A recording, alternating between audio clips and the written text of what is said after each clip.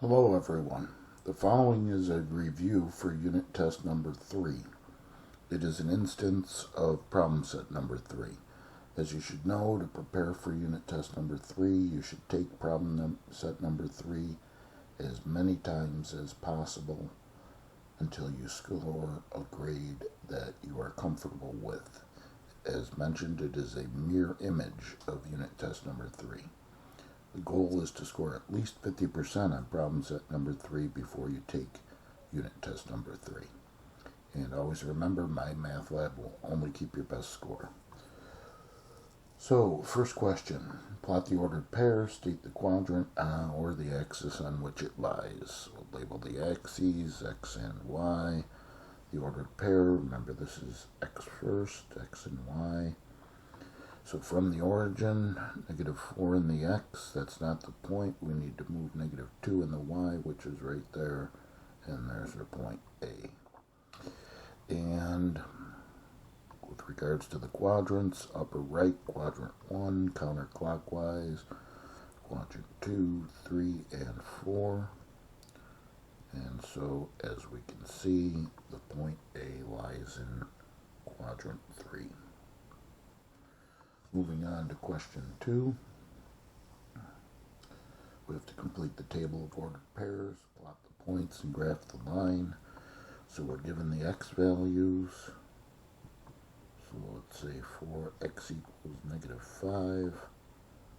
We have y is just substitute. We have 1/5 times -5. You could write that as 1/5 times -5 over 1. Notice that the 5's cancel neatly, 1 and -1, and we get -1 over 1 or -1. So -5, -1 is a point. If you wanted, not necessary, but you could list it as an ordered pair. So moving on, for x equals 0. Really no need to show the substitution here, because obviously if x is 0, 1/5 times 0 is 0. But if you show it literally, 1/5 times 0 gives you 0. So 0, 0, the origin is another point. That's really enough to graph the line. We usually use 3 just to double check. So for x equals +5, y would be 1/5 times 5. You can notice the 5's cancel, or you could say 1/5 times 5 over 1. Show the literal cancellation. We get 1 over 1 or 1. So 5, 1 would be the ordered pair. So plotting the points now. I'll label the axes again. X and Y. -5, -1, -5 in the x, -1 in the y, right there. The origin, 0, 0. +5, +1 for the third point. In my math lab, once you plot 2 points, you're all set. But I'll use the old-fashioned method, straight edge. Notice how the points line up neatly. And if you are doing it the old-fashioned way, we typically like to write the equation next to the graph. Okay, going on to the third question. There's many ways to graph lines, as we know, but here, since y is given explicitly in terms of x, that is, we have y equals, and then there's just all the other things on the other side of the equation, I'll choose to generate a table of values. And so, create the table, x and y, and now we need to pick the values instead of being given the values. And remember, when you have to choose values, the easiest thing is to choose x to be 0 as one of the values. For x equals 0, we have y is 3 times 0 plus 2. Really no need for the substitution again, because you can see if x is 0, this term goes to 0 and you just get y equals 2, but showing it literally, 3 times 0 plus 2 is 0 plus 2 or 2.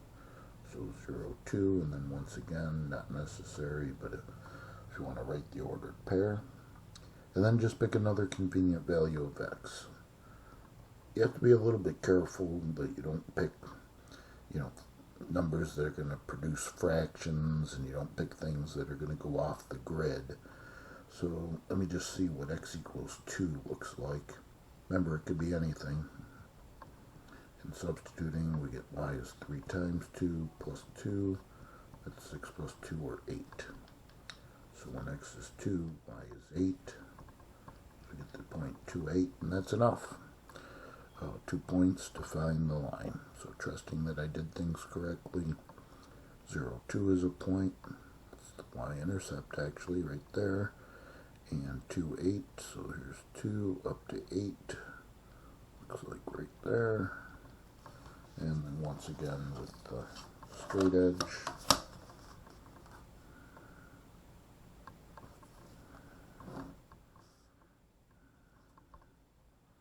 And there's our line, y equals 3x plus 2. Okay, going to question 4 on the next page.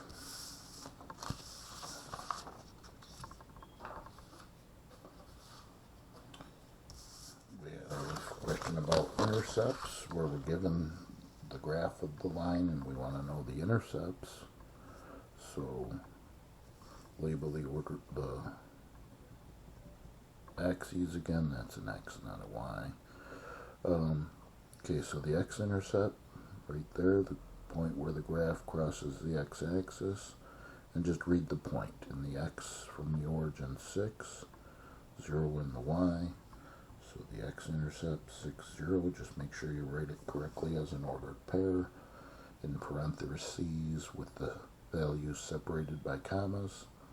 Similarly for the y-intercept, the point where the graph crosses the y-axis, that's right there. To get there, 0 in the x, negative 6 in the y. Okay, now when we're asked to graph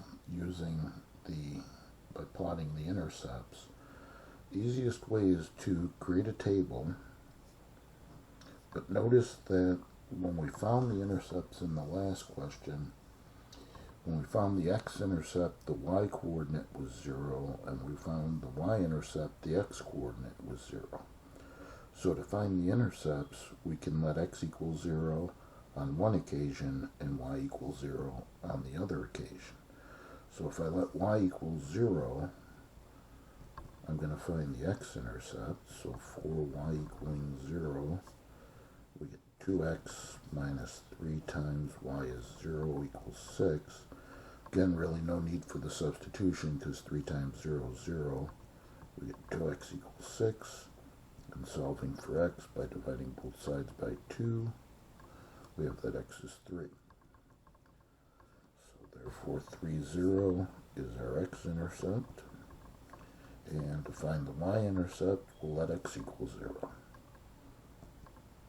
So for x equaling 0, we get 2 times 0. So we're always going back to our equation. Substitute 0 in for x this time. 2 times 0 minus 3y equals 6. Obviously the 2 times 0 is 0, so we get minus 3y is 6. And solving for y, we divide by negative 3. And y is negative 2. So 0, negative 2 for that ordered pair. Now plot the intercepts. We'll label the axes again, x and y. 3, 0 for the x-intercept. It's right there. 0, negative 2 for the y-intercept, right there. And again, My Math Lab does a nice job with their graphing tool, but here's the old-fashioned way. And I'll even go so far as to label the equation again. Okay, so now moving on to 6A or B. You'll get one of the two questions, and notice how in the last question the equation contained both x and y, and the line had a slope to it, a slant. If the equation only contains one of the variables, x or y, then it's one of the special straight lines, either horizontal or vertical. And we have the special memory device, hoivux. Vux is with x, so that goes with x equals. Hoi's with a y, so that goes with y equals. And recall that the v stands for vertical, u stands for the slope, which is undefined, and x stands for the equation. X equals, I'll just say hashtag some number. So this tells you you're dealing with a vertical line where the slope is undefined at x equaling 4.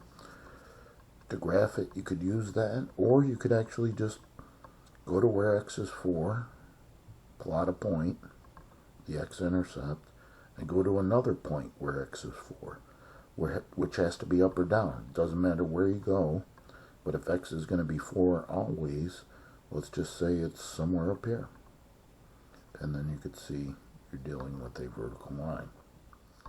You could also consider plotting a table, but the point is that x is always 4. So you're just going to have 4s, no matter what y is. Y could be 0, -1, +2, doesn't matter, x is always 4. And that's going to give you the vertical line. So similarly with y equals, it's a special line. H stands for horizontal. The O actually stands for 0, the slope of 0. And y stands for y equals some number. So again, you could use the memory device, know it's a horizontal line where y is -3. Or just plot some points where y is always -3. Here's -3, 0, -3 is a point. And where else is y -3? I can't move up or down because that changes y. So it must be to the right or to the left. Let's say a point right there. And you can see it's a horizontal line. And again, you can consider a table of values if you like. But the point is, y is always the same. No matter what x you choose, y is always -3. So choose a 0, choose a -5, choose a +7. It doesn't matter. Y is always -3. Okay, so moving on to the next question. Question 7 has to do with this finding the slope of a line when given 2 points. So this is where we have to memorize the equation. First, we'll label the ordered pairs, x1, y1, and x2, y2. And the equation for the slope. There's many forms, recall, but the easiest one when given 2 points, y2 minus y1 over x2 minus x1. We can think of the slope as rise over run, vertical change over horizontal change, but mechanically this is our formula using the points the way I've labeled them and substituting into our formula. We have y2 is -8, so m equals in the numerator -8 minus y1, which is a -2, over x2, which is 6, minus x1, which is a -1. So just be careful with your arithmetic. Excuse me. Numerator gives us -6 over denominator 7. So that's our slope. Alright, so for this next question, we could actually use a variety of methods. One of them is to label the points and use the method from example 7, or use the concept of rise over run. If we think of the slope as rise over run, what we could do is make a little triangle our vertical change and our horizontal change and count to get to, from let's say this first point to this point, we'd have to move down or rise. Just count how many it looks like. See, that's 6, 7, 8, 9, 10. So we rise -10. And the horizontal changes are 1. And count, let's see, that's 8, 9, 10, 11, 12, 13. So the rise is -10 and the run is 13. So that's our slope. Or, as I said, I'll show this method also. If you wanted to label the points, this is the point -8, 6, and the point 5, -4. You can label them as x1, y1, and x2, y2 like we did in question 7, and use our slope formula. y2 minus y1 over x2 minus x1. So substituting the way I've labeled them, y2 minus 4 minus y1, which is 6, over x2, which is 5, minus x1, a minus 8. And that gives us -10 over 13, which is of course the same as using the rise over run method.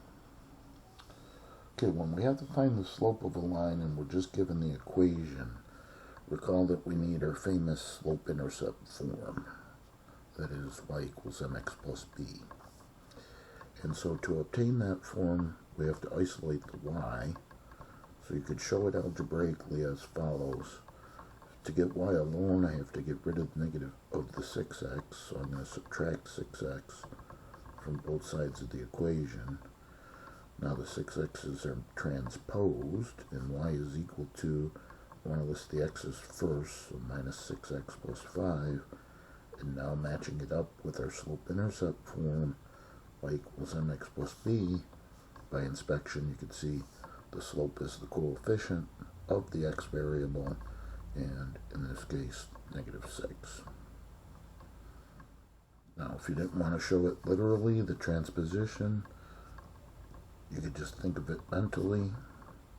That is, if you start with 6x plus y equals 5, if you want to just move this 6x to the right,